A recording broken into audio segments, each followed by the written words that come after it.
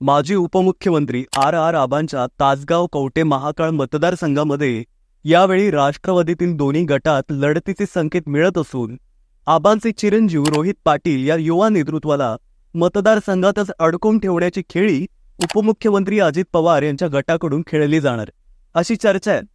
मतदारसंघातील एकूण गणिते लक्षात घेता आबांच्या पुत्रासाठी आमदारकीची वाट बिकट मानली जाते।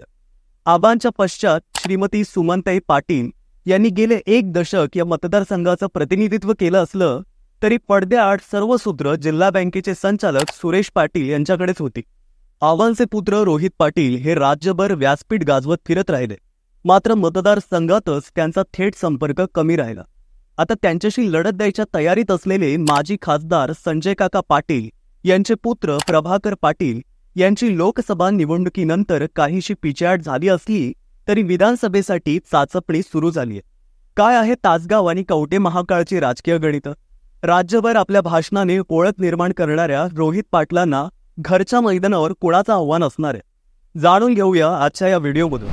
नमस्कार, मी सर्वेश, तुम्ही पाहताय सत्य पे सत्ता, थोडक्यात पण महत्वाचं। आबांचा मतदारसंघ म्हणून तासगावची ओळख राज्यभर, मात्र यापूर्वी झालेल्या काही निवडणुकांमध्ये संजय काकांनी आबांना रोखण्याचा केलेला प्रयत्न अल्पमतांनी अयशस्वी ठरला असला तरी तालुक्यात काका गट तोडीस तोड आहे हे मान्यच करावं लागेल।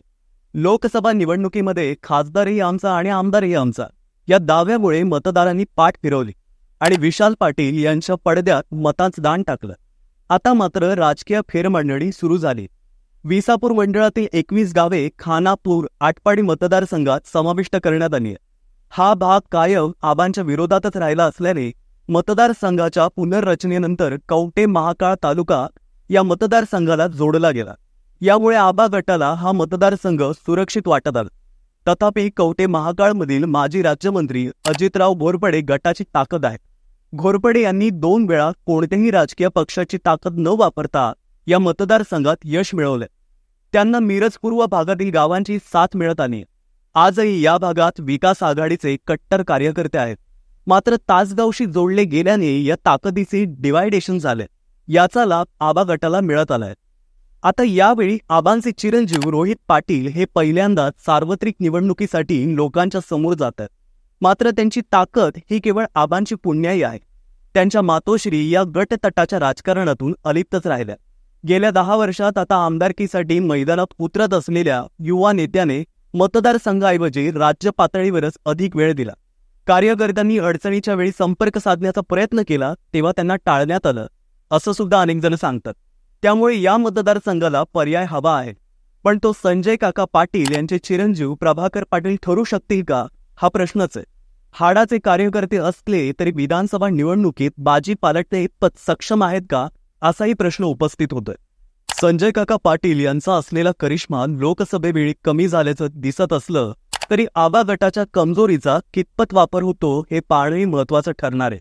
2022 मध्ये संपूर्ण राज्याचं लक्ष वेधून घेतलेल्या कवठे महाकाळ नगरपंचायतीमध्ये रोहित पाटील यांच्या राष्ट्रवादी काँग्रेस पार्टीने दणदणीत विजय मिळवला होता।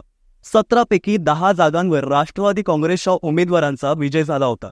त्यावेळी संजय काका पाटील, माजी मंत्री अजित घोरपडे, राष्ट्रवादीचा एक गट आणि काँग्रेस अशी शेतकरी विकास आघाडी रोहित पाटलांच्या विरोधात होती। तरी अत्यंत अटीतटीच्या निवडणुकीमध्ये रोहित पाटील यांनी बाजी मारली होती। पण पुढे 10 महिन्यांनंतर जेव्हा नगरपंचायतीच्या नगराध्यक्षपदाची निवडणूक झाली तेव्हा संजय काकांनी रोहित पाटलांना जोरदार धक्का दिला। राष्ट्रवादीचे 4 सदस्य फोडून नगराध्यक्षपद त्यांनी त्यांच्याकडे मिळवलं। यावरून लक्षात येतं की जुळवाजुळवीच्या किंवा बेरजेच्या राजकारणात रोहित पाटलांचा हात कच्चा होता, पण यातून ते काही शिकलेही असतील। तासगाव कवठे महाकाळ मतदारसंघाबद्दल बोलायचं झाल्यास आबा काका राजकीय वादात अनेकांना संधी मिळाली नाही। राज्य पातळीवर राष्ट्रवादी काँग्रेसमध्ये झालेल्या विभागणीचा फायदा उठवत जिल्हा बँकेचे माजी संचालक प्रताप नाना पाटील हेही यंदा मैदानात उतरण्याच्या तयारीत आहेत। उपमुख्यमंत्री अजितदादा यांच्याशी असलेले त्यांचे संबंध पाहता संधीही मिळण्याची चिन्हे आहेत। कवठे महाकाळची ताकद ज्याच्या मागे असेल तो उमेदवार विधानसभेतील विजयाचा दावेदार ठरू शकतो। तासगाव कवठे महाकाळची जागा राष्ट्रवादीची असल्याने या ठिकाणी तुतारी विरुद्ध घड्याळ अशीच लढत अपेक्षित आहे। महायुतीमध्ये अजितदादा गटाकडून ही जागा हक्काने मागून घेतली जाईल। संजय काका गटही राजकीय अस्तित्वासाठी विधानसभेच्या मैदानात उतरला तर ही जागा भाजपला मिळणे कठीण असल्याने त्यांनाही अजितदादा गटाच्या उमेदवारीवर विसंबून राहावे लागणार आहे. जर आबा गटाच्या विरोधात तुल्यबळ उमेदवार समोर आलाच तर त्याला राज्य पातळीबरोबरच जिल्ह्यातील आबा गटाच्या विरोधकांनाही दिलासा मिळणार आहे. लोकसभेवेळी केलेल्या मदतीची परतफेड खासदार विशाल पाटील यांना करावी लागणार आहेच, पण आमदार जयंत पाटील यांचे आणि आबांचे सख्य फारसे नव्हते. यातूनच सांगलीत भाजपला पाय पसरण्याची संधी मिळाली आहे. त्यामुळे आबांचे पुत्र रोहित पाटील यांच्या आमदारकीची वाट फारशी सुरक्षित आहे असं मात्र वाटत नाही.